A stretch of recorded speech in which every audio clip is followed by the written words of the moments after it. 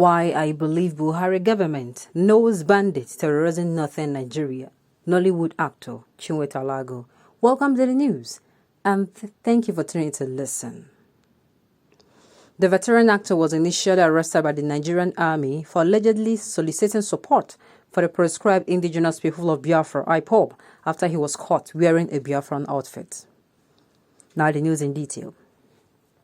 Nigerian Nollywood comic actor Chinwe Talago, who was released last Tuesday from the custody of the Department of State Services, DSS, has shared his experience in detention. The veteran actor was initially arrested by the Nigerian army for allegedly soliciting support for the proscribed indigenous people of Biafra, IPOB, after he was caught wearing a Biafran outfit. The actor disclosed this during an interview with Showtime Celebrity. He said, "The federal government's brigandage is the problem. With this present administration in power, we will never get democracy. What we have is militocracy. Shame on Nigeria. All freedom fighters and civil society groups will continue to be disappointed until the present administration leaves the corridors of power. The truth is that they are scared of the actualization of Biafra. There is no comparison between the North and South. The North is the epicenter of atrocities, man's inhumanity to man. Why is it difficult for this present government to move in and apprehend the bandits terrorizing the northern region? This is because the government knows the bandits. The symbol on the costume I was wearing was the rising sun, and that was what it is. I believe with my soul in the rising sun. From my geography class, I learned that the sun rises from the east and sets in the west. Rising sun is about growth. You do not remain where you are forever. I told the soldier that even as a sergeant, your aim is to rise above that rank. Some of you who are major generals today were once of lower ranks, but you have risen. So you should embrace the rising sun." Sharing his experience in custody, Agu said, "I had finished the job in Asaba and I was driving down to Onitsha. My fans, upon sighting me in a car, milled around me, and when I saw their hungry faces, I decided to park by the roadside and purchase some loaves of bread for them. And before I knew what was happening, everywhere was crowded with people. I wanted to spend 5,000, but I ended up buying 10,000 worth of loaves of bread. It was not long before the soldiers showed up and started scaring people away. When they came close to me, they said, 'We want you,' or whatever. I said to them, 'What did I do? What crime did I commit? Is it against the Constitution?' They could not explain. At that point, they decided to use force, prompting me to sit on the casement. When I noticed that they meant it, I knelt down. It was a point where they dragged me into their waiting Sienna bus, where I was sandwiched between two armed soldiers in the back of the car, with other two armed soldiers at the extreme, and the leader who sat in front of the bus. They drove me into Onitsha barracks. That was the point where there was a fist cuff. While in the barracks, their senior officers took over the matter and began to query my costume. I said to them that the costume, as far as I was concerned, was innocent. I pointed at the rising sun symbol and said, "I am proud of it. I am happy you did not arrest me in connection with IPOB, Indigenous People of Biafra, ESN, Eastern Security Network, or Radio Biafra." That's what the points they went physical.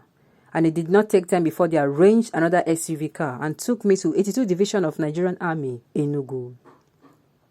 In Enugu, about 3 army generals were drafted to interview me because they brought in a camera, and for 10 hours they could not get anything from me.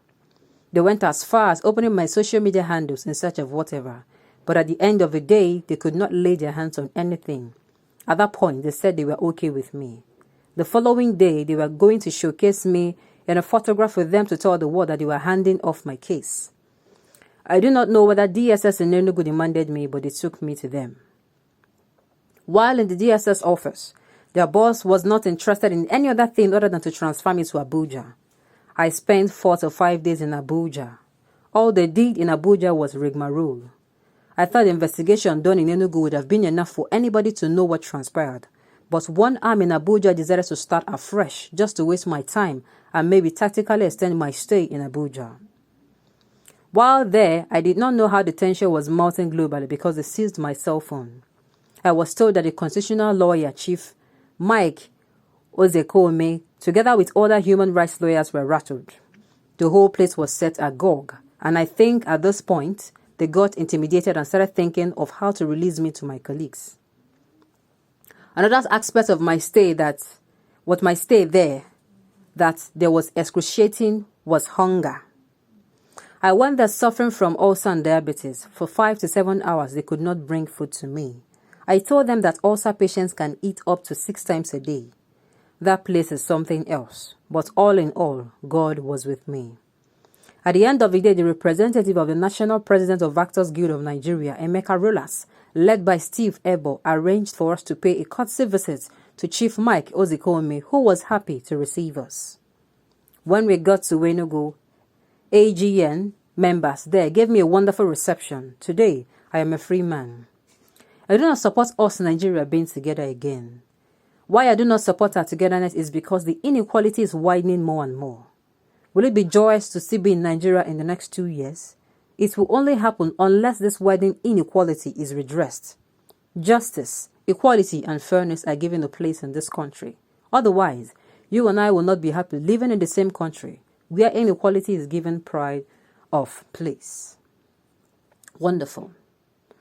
Wonderful. And this boils down to what I've been saying, that these people, the agitators, both the ones from the Biafran nation and the one for the Yoruba nation, they both want the same thing. Even the protesters, even the SS protesters. Yes, police brutality was their aim, but within the protest, you will see other placards displaying, telling you what is wrong with this administration. All they want is equity, fairness, and justice. These things broken down will give you no nepotism, no ethnicism, no favoritism, no tribalism, no place of religion, no place of this is my person. There is supremacy or the rule of law. That is it. Justice for this region and that region, all the regions. What is good for here is good for here. What is bad here is bad here. This is what they are agitating for. We cannot stay in a Nigeria where we claim to be united, but yet there is inequity. There is no equality. This person is high above and is talking to the other region. Look, you have to stoop down. No, there is no sense of unity in such. For unity to be in this country, there have to be peace. There have to be fairness. There have to be justice. There have to be equity. And I believe not just these protesters, but the whole Nigeria at large agreed in totality to this, that there cannot be unity without fairness, equity, and justice. On this note, we have come to the end of the news. We say thank you for tuning in to listen. Until I come your way next time, enjoy the rest of the day.